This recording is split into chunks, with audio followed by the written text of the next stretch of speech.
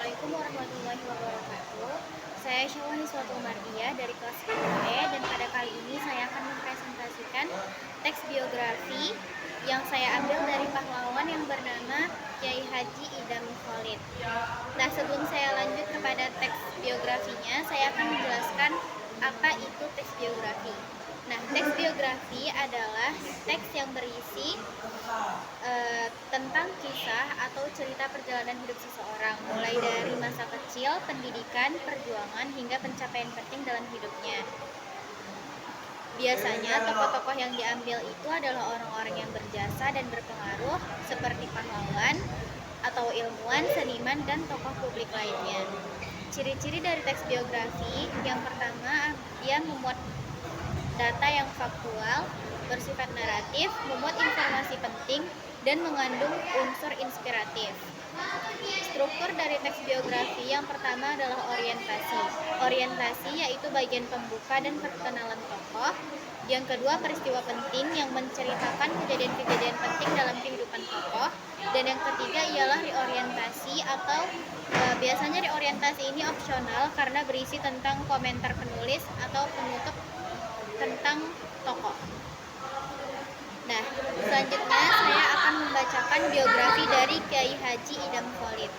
Dr. Kiai Haji Imam Khalid lahir pada 27 Agustus tahun 1921 di Satui, Kalimantan Selatan, dan wafat pada 11 Juli 2010 di Jakarta pada usia 88 tahun. Beliau dikenal sebagai ulama, politisi, dan pemimpin organisasi Islam terbesar di Indonesia, yaitu Nahdlatul Ulama atau NU.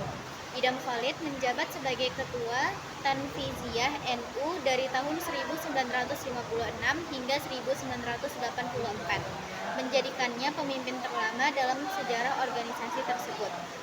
Pendidikan dan awal karir. Sejak kecil, Idam Khalid menunjukkan minat besar dalam pendidikan agama. Ia menempuh pendidikan di Madrasah Ar-Rasyidiyah di Amuntai dan kemudian melanjutkan ke Pondok Modern Darussalam Gontor di Ponorogo, Jawa Timur. Setelah lulus, beliau melanjutkan studi ke Universitas Al-Azhar di Kairo, Mesir, yang memperdalam pemahamannya tentang Islam dan memperluas wawasan internasionalnya. Karir politik. Idam Khalid aktif dalam dunia politik sejak awal kemerdekaan Indonesia. Ia menjabat sebagai Wakil Perdana Menteri dalam Kabinet Ali Sastroamidjojo II dan Kabinet Juanda.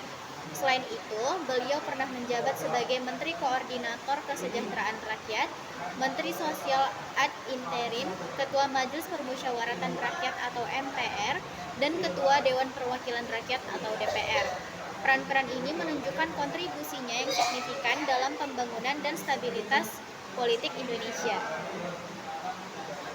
Penghargaan dan pengakuan. Atas jasa-jasanya, Idam Khalid dianugerahi gelar Pahlawan Nasional Indonesia berdasarkan keputusan Presiden nomor 113 TK tahun 2011 pada 7 November 2011. Wajahnya diabadikan pada uang kertas pecahan Rp5.000 yang diterbitkan pada tahun 2016. Nah, biografi ini mencerminkan dedikasi Kiai Haji Idam Khalid dalam memperjuangkan nilai-nilai keislaman dan kebangsaan serta kontribusinya dalam membangun Indonesia yang lebih baik. Sekian presentasi dari saya. Wassalamualaikum warahmatullahi wabarakatuh. Terima kasih.